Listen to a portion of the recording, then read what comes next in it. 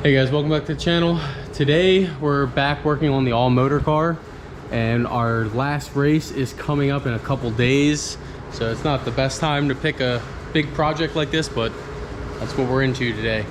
So what we're going to be doing is something I've been talking about for a while. It's one of the main reasons I even got the plasma table, is we are going to make our own front cross member. Now with Mark II swaps, usually you got to use everything from a Corrado, or you can kind of get adapters to make a Mark II one work. But these are heavy. These alone are about 20 pounds, and then you got a mount. I am going to take the radiator out just to give me some movement or some clearance, and then obviously I got to undo the motor mount. But then we'll just put it up in the air, and then I'm going to put a pole jack here and try to hold it as level as possible. We have chromoly over here. I'm not sure what we're gonna use for the material for the bracket. I got this 1/4 inch, but it's pretty thick. I'm not sure if we're gonna use that. I do have 1/8 inch, but then that seems a little smaller. So I don't know. What would you need? Like a 3/16? Let's just get this stuff apart, and then we'll get to designing some brackets.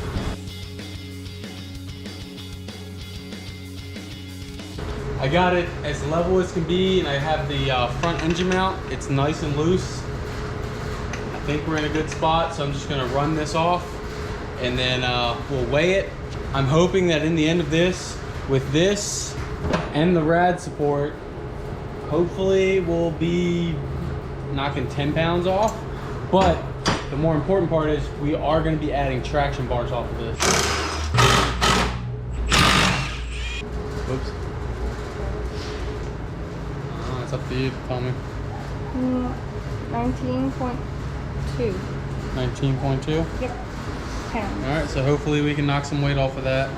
So this is the plan for the piece, and then it should be universal, where the other side you just bend it the other direction. But I did get it made in Fusion 360, so there it is. Just load it into your Crossfire. The only thing that's dumb about this software is you have to be connected to the machine for it to work. So that's a pain sometimes. But we did get the piece all cut out. Kind of looks like Africa. I'll just take a Sharpie and come right across. I'll pop it back down, bend it.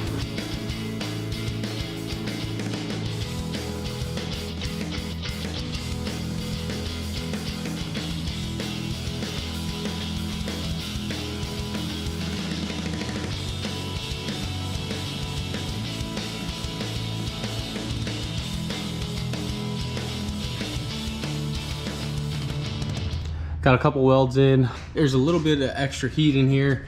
It's just one of those things that when you're up there, you don't have a good steady balance and you're all over the place. I'm gonna let it cool down, and then I'm going to take it all down. I also did make those aluminum washers.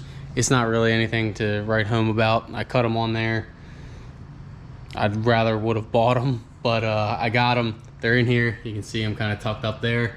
I think this is all gonna work out. I just gotta get this thing welded up, and then I gotta make a some connecting point from here to here. I don't know how I'm gonna go about it yet.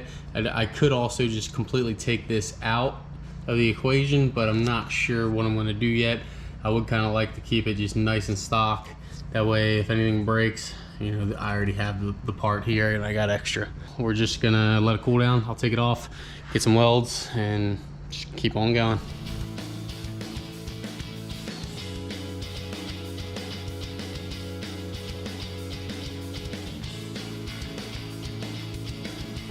Finished up all the welding on the outside pipes. Now what I'm doing is making some brackets or gussets. Here it is in Fusion. It's just this little nib down here in the corner right there. That is so it'll kind of match this bend contour, because it's not really exactly flat. This one, I have to whack that out, but get it. There's the idea of it, and then just weld it in place on both sides, just like that. And it shouldn't be that bad, but just got a lot more welding to do.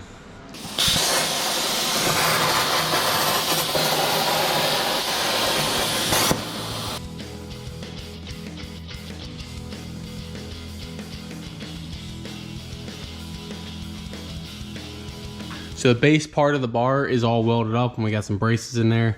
It feels pretty strong. Got all the bolts in there, so I'm still hopeful on all this.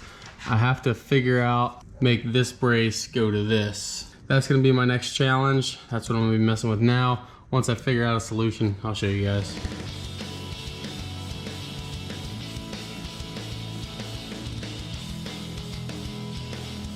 I had some extra of this tubing and I just hole sawed it.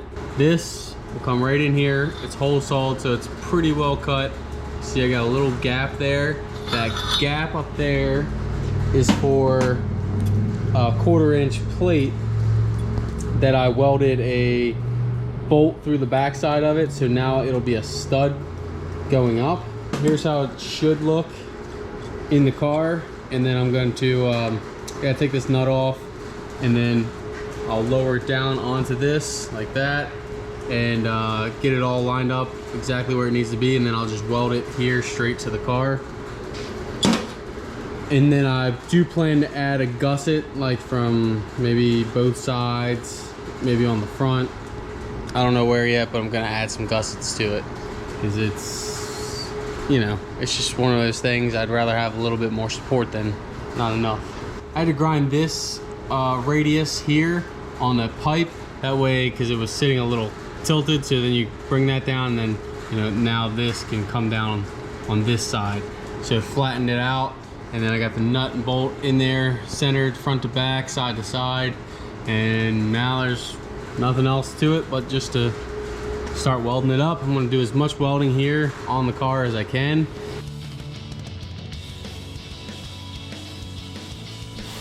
I'm just moving along right now. I don't think I showed the part where I was making these gussets. So I got gussets here. I bolted it back up into place. Everything's nice and tight. But what we're doing now is the traction bar stuff. So I just wanted to show you a quick glance on that. These are just cheap Amazon end links. And make sure that you line them up. You know, you got a right and a left, so that way you can just turn the bar and it'll bring it in, or turn it out and it'll go out. This is the idea behind it. We're gonna have it right here, straight. It's very tight, so you do have articulation because we do have these little spacers. Obviously over here it's a lot tighter because of the oil pan. So I got this as close as I can. I think it's right there, and it's gonna have to be on an angle. There's no other way around it. So that'll be that. I just gotta tack them in place. Still have to throw the slicks on and make sure that they clear too. A whole lot of pipe, and I got it whatever the size of this is. I'll put it all in the description, but it just drops right in. So that's for that part. And then the control arm side of it, I made some plates and brackets last night. Heads will just be in the middle of this, and then this is just flat bar stock, and I have them welded all the way across on both sides. And then wherever I plan to put the tie rod or the traction bar, it's just gonna go right here to the control arm, just like that.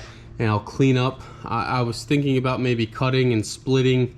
I'm not sure what I'm gonna do yet, but yeah, we can just, but that's the idea behind it. Get it like that, and then make sure that the arm can articulate, and make sure when I turn the wheel to full lock, the tire's not gonna be hitting it. That's the biggest thing. So for right now, I'm just gonna get all that together, and when we start tacking it in place, I'll show you how that's going.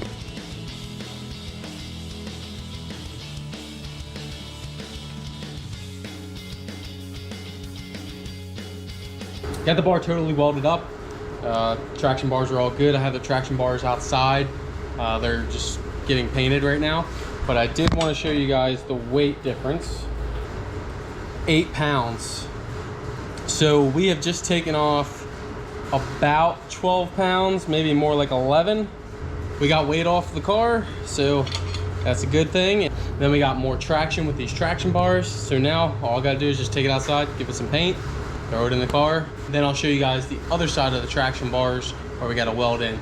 The traction bars probably add another 2 pounds, but either way, this is lighter than the original.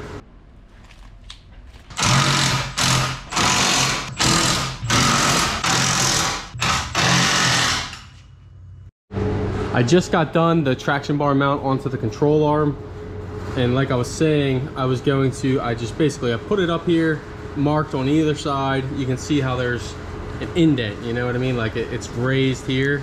So then I just ground down where I made those marks, and I took this middle section that I cut and bent it up, bent it down, put this plate right into it, and just welded it up. I feel like that's gonna be the easiest thing to do for now. It's very tight in there, so I ensured that I put on the right spacer I plan to use, put on my wheel. So I had the wheel completely turned. I had the traction bar out here in my hand, and I put about a 2-finger gap between the tire and the bar itself. So I'm confident I'll have no issues. If I do have issues, I can bump up to the next size up spacer, but I'm pretty certain I'll be fine. So I'm just gonna show you how it looks real quick, mount it up, and then we'll tighten it up. And then that's it for this video. This video took a lot of time to do because I'm just figuring things out on my own. I'm trying to make everything work with one another. You know, there's a lot of stuff in here. A lot of stuff you gotta take into account. Trying to get this video out for you guys. Hopefully you'll see it before our race this weekend, September 27th. We will be at Capitol Raceway. I will have this video out before then. I don't know if it's gonna be today or Friday, but it will be out. So let me get this bolted up real quick.